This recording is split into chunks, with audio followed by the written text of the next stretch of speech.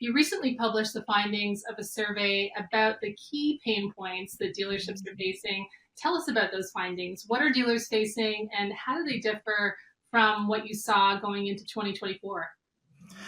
So it hasn't really changed since going into 2024. I think that there's been varying levels of adoption across different dealerships. And the number one pain point is around used vehicle acquisition.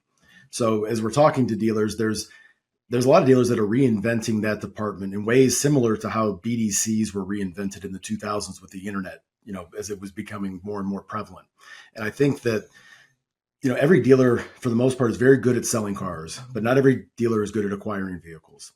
And if you take a look at some of these public aggregators, the Carvanas, the CarMaxes of the world, they've really reinvented the way that all franchise dealers have to react. The large, I would say the top 50, 100 dealer groups are adapting, and they're developing their own processes internally, their own systems, but they're also developing their own teams. So they're developing dedicated staff that are responsible. There's KPIs that are dedicated to not just how many cars are you selling every day, but how many cars are you acquiring every day. So like a daily selling rate, a daily acquisition rate, measuring the percentage of vehicles you sell that have a trade-in. That's something that a lot of the industry hasn't looked at. And that's an enhancement that's coming out in the next 30 days with AccuTrade. It's going to show of every car you sold, how many did you appraise? Of every vehicle that you sold, how many of them had a trade? So we're going to automate that and make it a lot easier for dealers moving forward. We talk a lot about the consumer experience as an ongoing area of improvement for dealers. With the shoppers and dealers you interact with every day, I know you're going to see dealers tomorrow, Brian. How does improving the customer experience manifest itself as a challenge for dealers? And I think once a client actually arrives in the showroom, dealers do a pretty good job of handling that customer. But it's all the friction that takes place prior to that causes that to either be a 45-minute experience or a 3-hour experience.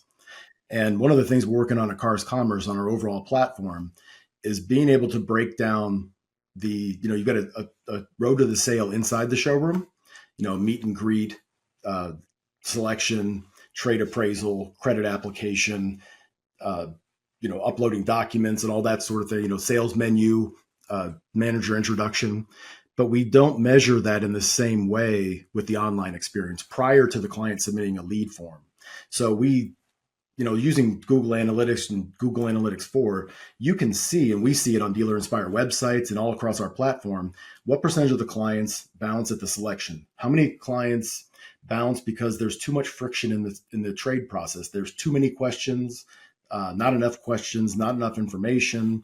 Same thing with the credit application. We're working on that and launching something exciting with our Credit IQ product. So what we're trying to do is we're trying to simplify everything automotive about the entire experience, not just in the showroom, but prior to the customer arrival.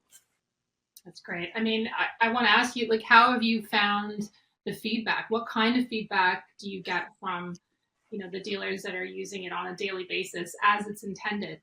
Well, actually, we had a dealer on Monday that told us that it's the single best decision they've ever had, and it's transformed their 9-store group in Los Angeles, and said it's transformed the entire way they do business. So now the manager's working on the business instead of doing all the business, because it's a very tight pinch point that you can only. It's like having one F&I manager. You can only deliver so many vehicles. If you have that limit, with your technology, you can only appraise so many vehicles.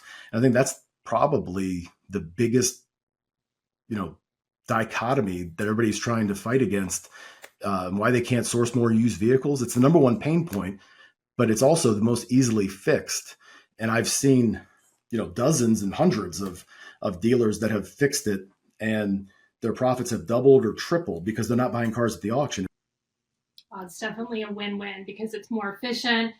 It's getting better trades, and it's, you're actually sort of educating some staff that at that exact moment might not be doing anything and might not be engaging with their own customers. So, Brian, I want to thank you for talking to us today on Up to Speed. No, thank you so much, Emma. I'm looking forward to seeing you here soon. Likewise.